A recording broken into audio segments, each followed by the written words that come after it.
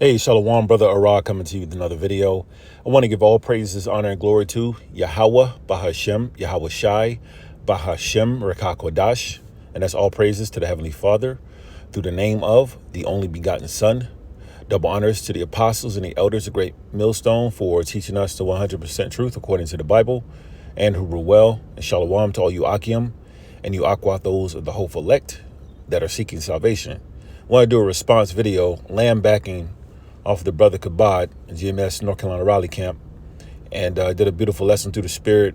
It says, does this fit the Ish people, aka small hats? And by now you should know what those code words mean, because if you actually use the very meaning that they label themselves, your video will be taken down, because this truth is getting to these devils.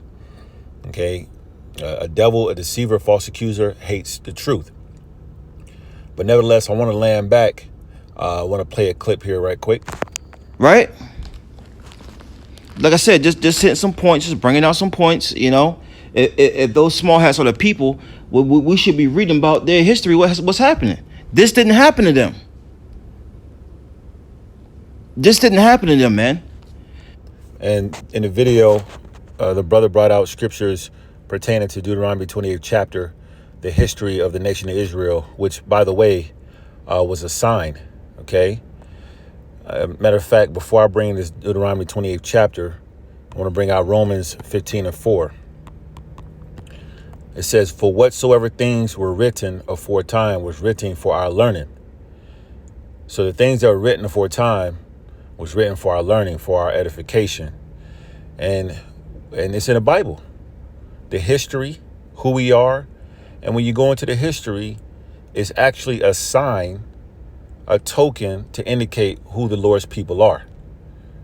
And we're going to bring out some of those curses that the brother was reading in Deuteronomy 28th chapter, just reiterating through the spirit the importance of understanding our history. Because remember, this was taken away from us for a long time, our nationality, which is another sign. So as we read Romans 15:4, it says, for whatsoever things were written aforetime was written for our learning, that we through patience and comfort of the scriptures might have hope. And that's the thing, we have hope. You know, we're looking forward to Yahweh Shai coming back to deliver us, those that are hopeful elect. And that is a problem, because remember, we're standing on our feet in great boldness through faith, hope, believing in Yahweh Shai. We have vision. The Lord has given us the eyesight to see the future of this place, the destruction of this place, and that the kingdom is ours. So that gives us comfort, you know, and we have to endure, which, you know, requires suffering, patience, things of that nature. So the ball is on our court, man. We getting ready to take the kingdom, man. So this is beautiful times we're living in. All the truth is coming out. The Lord is using different pawns in this whole chess game that he's controlling. Deuteronomy 28th chapter, verse, I'll read, let me see, I'll jump up here.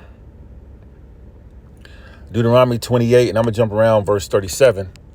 It says, and thou shalt become an astonishment, a proverb, and a byword among all nations, where the Lord shall lead thee. And who are regarded as bywords and proverbs? Okay, let's go into the word byword, just so you know, those who may not know what that means. It says a sharp cutting word, a taunt. It says a taunt. Let's go into the word taunt. It says a jeer, a remark made in order to anger, wound, or provoke someone. So what are the taunting words that the nation of Israel has been called for many years? Niggas, spics, wetbacks, Latino, Hispanic, Native American, which our people have continued to label themselves, you know, in these very bywords that these nations regarded us as. Okay, black, we're not black. Black is a color, it means void of light. Okay, so we have been stigmatized with these bywords. Another sign. And I'm gonna jump down.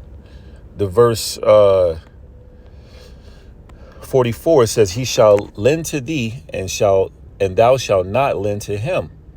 All right, so we have to go to the enemy in the want of all things, food, water, shelter, to borrow money, as a brother went into for a car loan, a mortgage for your house, personal loan, if you got debt that you need to pay, things of that nature. Another sign. And by the way, the Israelites, the so-called Negroes, Latinos, Hispanics, Native Americans, are the number one consumers of debt, borrowers. It says, read it on, verse 44, he shall be the head and thou shalt be the tail. And as Kanye West was bringing out, the Ish people, they own all they control the money, they control Hollywood, the entertainment industry, sports, you name it. So it's clear that those cannot be the people because they don't fit prophecy. It's obvious. All right. Now, when you read verse 45, it says, moreover, all these curses shall come upon thee and shall pursue thee and overtake thee. So no matter what we did as a people, we weren't going to ever be able to shake these curses that the Lord put on us. We receive these curses for being disobedient. See, the beauty of it, though, is that, it's coming to an end of these things, and this is why the Great Awakening is taking place amongst the Israelites. You got Jake now waking up. They're learning that they're Israelites, the so-called Negroes, Latinos, Hispanics, Native Americans. We are those special people that the Lord chosen to himself. The Lord punished us for because we were being wicked as hell. We were worshiping idols, doing heathen customs. We were committing adultery. We were into witchcraft, sorcery, all these different things rather than seeking the ways of the Lord. Okay, so the Lord destroyed us and these curses overtook us that we couldn't shake. It says, that's why you see Jake in the hood looking bugged the hell out, on drugs, banging on your window for a couple of dollars so they can get a fix. All right. Now reading on Deuteronomy 28 and 45, it says, and overtake thee till thou be destroyed, because thou hearkenest not unto the voice of the Lord thy God, to keep his commandments and his statutes which he commanded thee. So, some of the curses that, we pinpoint and bring out is the curses that are on us to this day. Okay? Because we were being disobedient. Point blank, period. We are those people. No one else fits the prophecy. Now, here's the point. Verse 46 says, and they shall be upon thee for a sign and for a wonder. Okay? And upon thy seed forever. So a period of time. Because eventually the Lord was going to have mercy on his people because he made a promise to our forefathers, Abraham, Isaac, and Jacob, our forefathers, not anyone else's, not any other nation, but the nation of Israel. He promised the everlasting kingdom. All right, that covenant, which we're going to enter into the second covenant. Lord willing, we be the first fruits to enter into it. Those are the hopeful elect. But these curses are literally a sign indicating that we are those people. When you go into the word sign, it says a distinguishing mark, a banner, a remembrance, all right, a token, ensign, okay, proof. So this is all proof that we are those people. We are those people. You tell through the history, all right, of what we went through until this day. No other nation is at the lowest level in society rather than the so-called Negroes, Latinos, Hispanics, Native Americans. No other nation has hatred towards one another like the nation of Israel. Constantly see on the news, Hispanic versus Hispanic, so-called Hispanics, so-called blacks, Latinos, violence against one another, hating each other. Okay, women all out of order. The curses have really overwhelmingly consumed us. Okay, Jeremiah 17:4 says, and thou even thyself shall discontinue from thine heritage that I gave thee. All right, and I will cause thee to serve thy enemies in a land which thou knowest not. This is what happened to us. So we were discontinued from our nationality. The Lord turned his face from us. We didn't know the names. We didn't know the righteous way to live. We didn't have answers. We were bugged out. Even us, those who came into the truth. The Lord had to literally send a divine intervention to lead us to the right teachers, to wake us up. to give us faith to believe on the names and come into the fold, change our lifestyle for righteousness, because he took and stripped us of our nationality for a period of time, which, by the way, is a sign. When did that ever happen to the Ish people, man? Okay. And if they are the people, then where's King David? Where's the rest of the tribes? How did they get that land, which, by the way, they're still fighting over? The Lord said he's going to deliver his people to that land, and there's going to be war no more. It's going to be peace. They don't fit prophecy, okay? They don't fit prophecy. Let's see. Reading on, Jeremiah 17:4 says, and I will cause thee to serve thine enemies in a land which thou knowest not. Okay, for ye have kindled a fire in my anger. Yeah, we're in a land serving enemies, our enemies, okay, in a land that we don't know. We were caught over here in cargo slave ships. The Hispanics taken over by the conquistadors, also brought into slavery. Different tribes, or different of the Latin tribes, dropped off in different islands. Okay, Puerto Rico, Cuba, Dominican Republic. All the tribes went into slavery. All the tribes went into a land that they didn't know. Okay, it says, but you had the so-called Native Americans and the so-called Seminole Indians that was already in this land, by the way. Okay, but the Lord set it up to where the enemy would take over the land and put all the tribes in slavery. We all in bondage together. But reading on says, Jeremiah 17:4, for ye have kindled a fire in mine anger, which shall burn forever. So the Lord was angry and pissed off with his people, okay, for a period of time. So now you see he's having mercy on us. All right. So I want to bring out one last precept here in Baruch. I believe I want to bring out Baruch. Maybe it's the 3rd chapter or the 4th. I'm gonna go with the 4th. Forgive me as I look for this particular point I want to start at.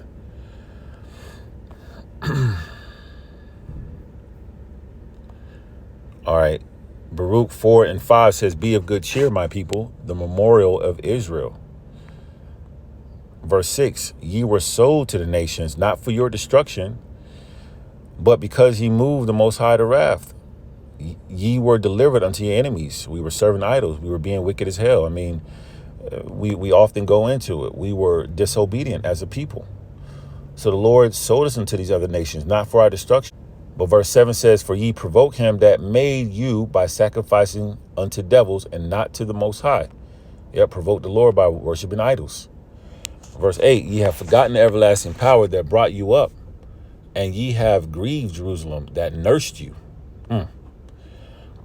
It says, verse 9, for when she saw the wrath of the Most High coming upon you, she said, hearken, O ye that dwell about Zion. The Most High have brought upon me great mourning.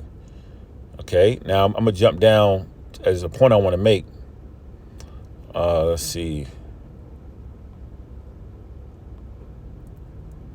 Yeah, verse 25, my children, suffer patiently the wrath that is come upon you from the Most High, for thine enemy have persecuted thee. Yeah, we see that. We're being persecuted, shot down, continue to be, held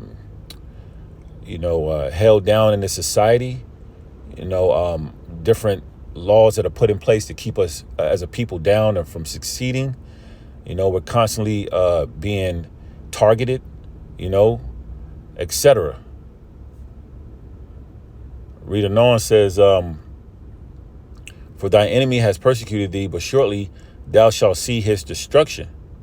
So we're getting ready to see the destruction of our enemies. And one of the things that it's a sign to know that we're in those times is that the Lord is revealing the wicked. One of the signs that Yahushua is getting ready to come back and destroy this man's kingdom. The Lord's getting ready to bring this devil out of rulership, and they're going into slavery because the end time prophecies are literally manifesting. It says, and shall tread upon thy neck, upon his neck. Yeah, when we get the kingdom, the Lord is going to allow us to be able to rule with a rod of iron and destroy our enemies. All of them, all nations that came up against us. Okay.